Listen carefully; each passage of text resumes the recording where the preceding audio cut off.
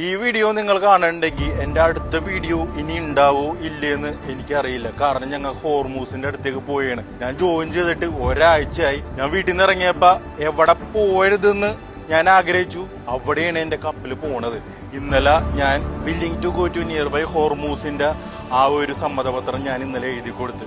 ഞാൻ മാത്രമല്ല, നിങ്ങൾ എല്ലാവരും കൂടി ഈ VLCC 340 മീറ്ററുള്ള ഈ VLCC ക്രൂഡ് ഓയിൽ ടാങ്കർ ഞങ്ങൾ നടക്കാൻ പോയേണ്ട 2 ദിവസം മുമ്പാണ് 24 പേരിറങ്ങണ കപ്പലില് US-ഉം ഇറാനും കൂടി മാറി മാറിയാണ് അവര് മിസൈലും ഡ്രോണൊക്കെ ഇടുന്നത്. അതിൽ 3 സീഫെയറേഴ്സ് മിനിയാന്ന് മരിച്ചു. അതിന്റെ ന്യൂസാണ് മൊത്തം.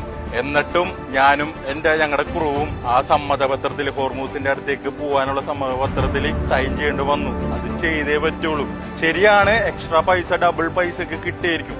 പക്ഷെ ജീവൻ പണയം വെച്ചാണ് ഞങ്ങൾ എല്ലാരും ഹോർമൂസ് കടക്കാൻ പോണത്. ആർക്കു വേണ്ടി? ഇതുപോലെ ക്രൂഡ് ഓയിലും ഡീസലും പെട്രോളൊക്കെ നിങ്ങൾക്ക് വേണമെന്നുണ്ടെങ്കിൽ ഞങ്ങളെ പോലുള്ള സീമാമാര് കപ്പലിൽ ഇങ്ങനത്തെ റിസ്ക് എടുത്തേ പറ്റുള്ളൂ. അല്ലെങ്കിൽ നിങ്ങൾക്ക് നാട്ടിൽ ഗ്യാസിന്റെ ക്ഷാമമൊക്കെ വന്നില്ലേ, അതുപോലെ വരും ഞങ്ങൾ വർക്ക് ചെയ്തില്ലെങ്കിൽ. അപ്പൊ ആ ഒരു മർച്ചന്റ് നേവിക്കാരനെ നാട്ടിൽ കാണുമ്പോൾ റെസ്പെക്ട് ചെയ്തില്ലെങ്കിലും പുച്ഛിക്കാണ്ടിരിക്കണം കേട്ടാ. ഞങ്ങളില്ലെങ്കിൽ നിങ്ങളുടെ ഓരോരോ നിത്യോപയോഗ സാധനങ്ങൾക്ക് വേണ്ടി നിങ്ങൾ വലയേണ്ടി വരും. ഇപ്പോഴാണ് ശരിക്കും മർച്ചന്റ് നേവി ലൈഫ് ഒരു ത്രില്ലിംഗ് ആയത് എന്നെ സംബന്ധിച്ച്. അവിടെ എന്താ നടക്കണ കാണണമെന്നുണ്ട് ഉള്ളില്. പക്ഷെ വീഡിയോസും കാര്യങ്ങളൊക്കെ കാണുമ്പോ ദൈവമേ ഇനി ഉറങ്ങാൻ പറ്റുമെന്നാണ് ഞങ്ങളുടെ ചിന്ത.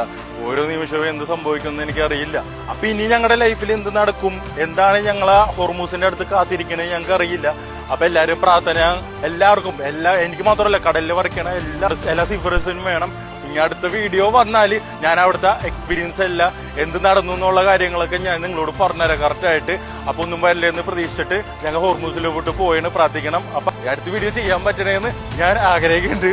അപ്പൊ നോക്ക, ഇതിനൊക്കെ പറയുമ്പോ നല്ല കോൺഫിഡന്റോടെയാണ് ഞാൻ പറയണത്. പക്ഷേ ഉള്ളിൽ നല്ല പേടിയുണ്ട് വെച്ചാനെ. നെഞ്ച് പിരിച്ച് നിന്നിട്ട് കാര്യമൊന്നുമില്ല.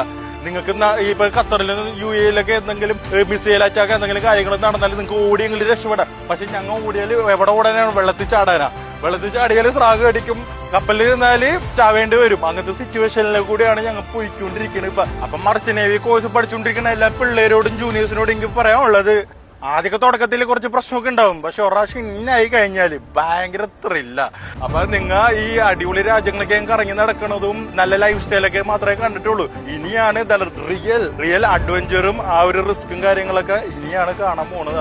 ഞങ്ങൾ ഈ റിസ്ക് എടുത്തിട്ട് ഞങ്ങൾ പോവില്ല എന്ന് എല്ലാ സീഫെയറേഴ്സും കൂടി പറഞ്ഞു കഴിഞ്ഞാല് ഈ ലോകം സ്തംഭിച്ചു പോവും. അപ്പൊ അതൊക്കെ ഒന്ന് മനസ്സിലാക്കണം. ഇപ്പൊ മർച്ചന്റ് നേവി എന്ന് പറഞ്ഞാല് കുട്ടിക്കളിയല്ല, ഒരു നിസ്സാര ജോബുമല്ല. അപ്പൊ 4 ദിവസം മുമ്പ് മരിച്ചുപോയ 3 സീഫെയറേഴ്സിന്റെ ആത്മാവിനെ വേണ്ടി പ്രാർത്ഥിച്ചുകൊണ്ട് മുന്നോട്ട് പോയാണ് ഹോർമൂസിലേക്ക്.